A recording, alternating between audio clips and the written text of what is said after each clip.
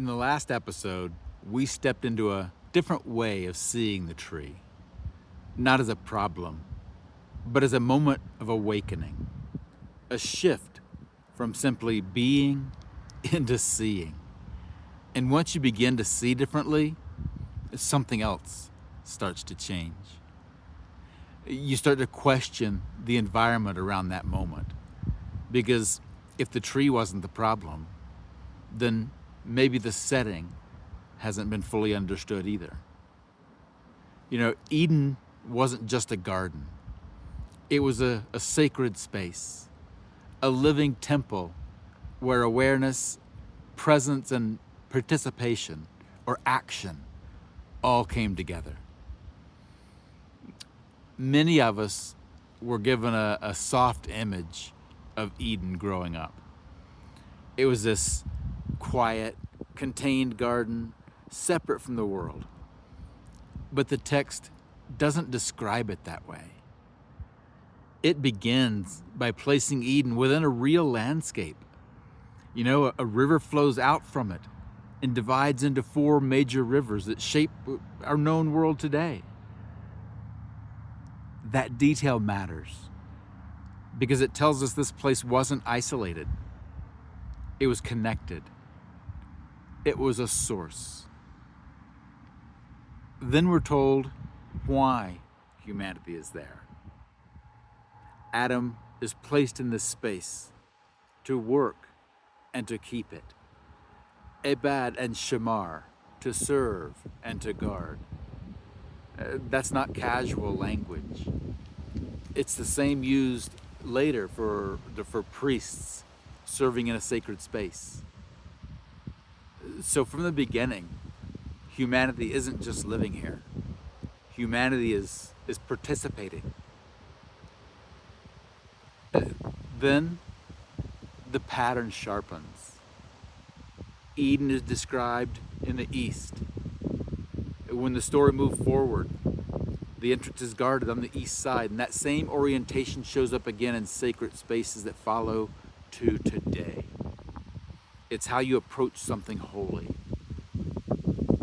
And at the boundary, cherubim are placed, not as decorations, but as guardians of divine presence.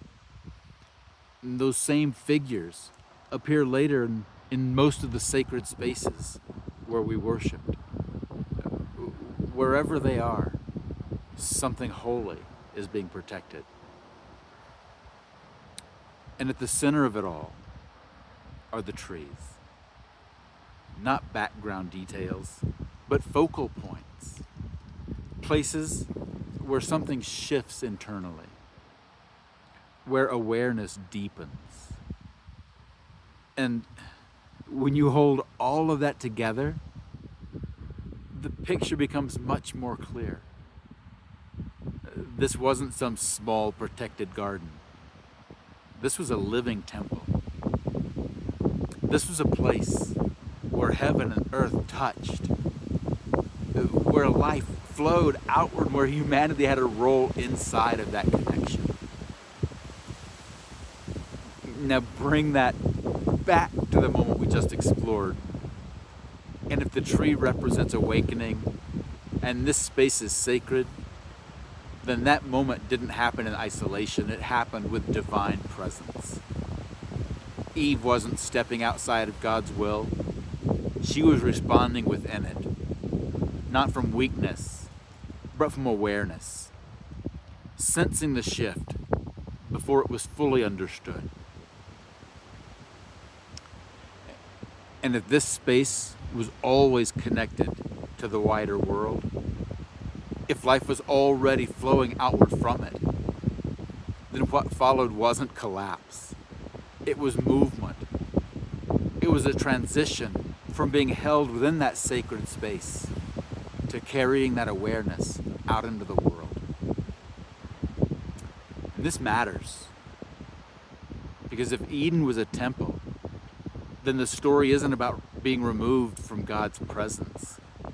It's about learning how to live with it consciously. We've been taught that something was lost and that we were separated. But the pattern shows something else. It shows movement from unconscious unity into conscious participation, from being surrounded by sacred to becoming aware of it. That changes the question.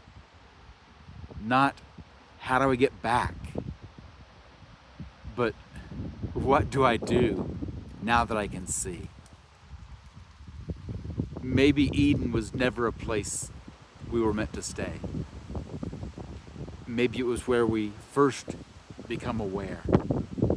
And maybe what we've been calling leaving the garden was actually the moment humanity stepped into responsibility and started carrying the sacred into the world. One love, y'all.